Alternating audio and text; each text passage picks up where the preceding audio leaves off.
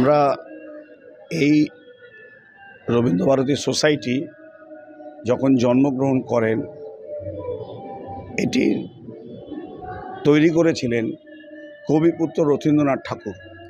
কবিগুরুর যে কাজকর্ম, সেই কাজকর্ম যাতে ঠিকমতো নানান দিকে ছড়িয়ে দেওয়া যায়, সংরক্ষণ করা যায়, এই সব নিয়েই এই প্রতিষ্ঠানের সৃষ্টি হয়েছিল। বহু বিশিষ্টজন তখন এই সংস্থার সঙ্গে জড়িয়েছিলেন। তারপর থেকে যখন কবিগুরুর প্রয়াণের পর থেকে অদ্যাবধি এই রবীন্দ্রভারতী সোসাইটি রবীন্দ্র জন্মোৎসব উদযাপন করে চলেছে।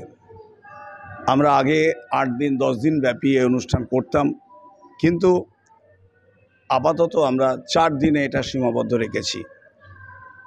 বুঝতেই পারছেন, একটি সংস্থা চালাতে গেলে নানাবিধ সমস্যার সম্মুখীন হতে হয়।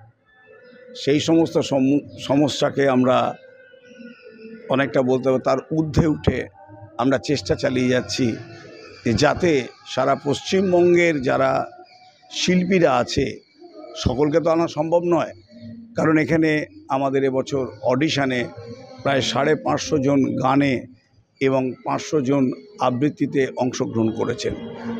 আমরা তাদের মধ্যে থেকে বেছে নিয়েছি কিছু জনকে, বিশিষ্ট যারা শিল্পীরা তারা নিজেরা বিচারক হয়ে বসে বেছে দিয়েছেন। এবং আজকে গত 2 দিন ধরে যে অনুষ্ঠান চলছে, আজকে 3য় দিন, এখানে যারা বসে দর্শকরা রয়েছেন তাদের হাতের তালি থামছে না। এত সুন্দর সেই সমস্ত নতুন প্রজন্ম তারা আবৃত্তি করছেন বা গান গাইছেন। আমরা বহু ডিস্ট্রিক্ট থেকে, জেলা থেকে আমরা গ্রুপকে সুযোগ দিয়েছি। এখন যেটা আজকে যারা করছেন তারা চুঁচুড়া থেকে, এবং আরেকটি গ্রুপ এসছে দুর্গাপুর থেকে, গতকাল ছিল সিউড়ি থেকে, এরভাবে বহরমপুর থেকেও আগামীকাল আছে। তা আমাদের উদ্দেশ্য কি?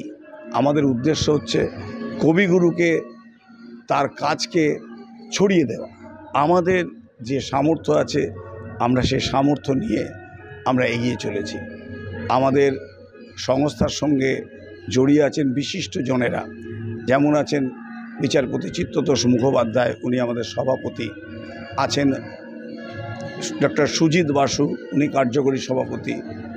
আছেন শ্রী অনিন্দ্য মিত্র, বিচারপতি সৌমিত্র পাল, ডক্টর কুণাল সরকার, শ্রীমতী অমিতা দত্ত, আপনার কেসি দাসের যিনি অধ্যক্ষ, আমাদের মালিক উনি ধীমান দাস, মিনু শাড়ির যিনি আছেন সুরজ আগরওয়াল, এবং বহু বিশিষ্টজন আমাদের কর্মসমিতিতে আছে। আমরা সকলকে নিয়ে আমরা এগিয়ে চলেছি। আর সর্বোপরি যারা রয়েছেন তারা কারা জানেন? আমাদের সাধারণ সদস্যরা। আমরা প্রত্যেক বুধবার আমরা এসে বসি আমাদের পাঠাগার কক্ষে। আমাদের ওপরে পাঠাগার রয়েছে, সেই পাঠাগার কক্ষে আমরা প্রত্যেক বুধবার আসি। বহুজন আসে, প্রতি বুধবার এলেই আপনারা দেখতে পাবেন এখানে কতজন আসেন সাধারণ সদস্য। এই সাধারণ সদস্যদের একটা বিরাট অংশ পাশে থাকেন বলেই আমরা এই কাজগুলো করতে সক্ষম হই। এছাড়া এত বড় একটা অনুষ্ঠান, এত শিল্পী, দিকপাল শিল্পী থেকে আরম্ভ করে সাধারণ শিল্পী, এটাকে কীভাবে মেনটেন করছেন যদি একটু আমাদেরকে বলেন। দেখুন, দিকপাল শিল্পী যারা আছেন তারা আমাদের সোসাইটিতে যখন আসেন তারা কিন্তু আমাদের পাশে থাকেন। আপনি আমার কথার মাধ্যমে বুঝতে পাচ্ছেন যে আমাদের পক্ষে হয়তো তাদের যে সাম্মানিক আমরা দিতে পারি না, কিন্তু তারা ভালোবেসে আসেন, তারা শ্রদ্ধা করেন। এই যে পবিত্র স্থান, কবিগুরুর জন্মস্থান, সেখানে তারাও আসতে তারা মনে করেন যেন তারা শ্রদ্ধা জ্ঞাপনের জন্য এসেছেন। সেই জন্য আমরা তাদেরকেও পাই, এবং তার সঙ্গে সঙ্গে নবজীবন যারা জন্ম তাদেরকেও আমাদের তো আনতে হবে। নতুন যুগকে যদি তৈরি না করি তাহলে কি করে নতুনদের তাদের সুযোগ দিতেই হবে। সেই জন্য নতুন এবং নবীন এবং প্রবীণ দুয়ের মিলন হচ্ছে এই রবীন্দ্রভারতী সোসাইটি। এই রথীন্দ্র মঞ্চ, আপনারা যে অডিটোরিয়ামটা দেখছেন, আজকে এই রথীন্দ্র মঞ্চ আজকে আমাদের খুব ভালোভাবে বহু সংখ্যক সংস্থা এগিয়ে আসছেন।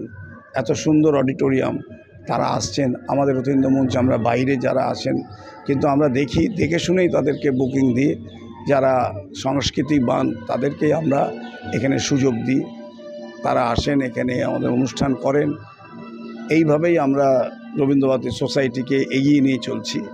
আমরা এই কিছুদিন আগেই আপনারা সবাই জানেন মুজিবুর রহমান যিনি ফিল্ম প্রডিউসার, মুজিবুর রহমানের পরিচালনায় আমরা এখানে আমাদের একটা ডকুমেন্টারি ফিল্ম করেছি রবীন্দ্রভারত সোসাইটির ইতিহাস, এবং সেটি ভীষণভাবে আমরা প্রচার হচ্ছে এখনকার যে সংবাদ মাধ্যম যেটা আছে তার মাধ্যমে সেটা আমরা দিয়েছি এবং ইউটিউবে সেটা দেখা যাচ্ছে।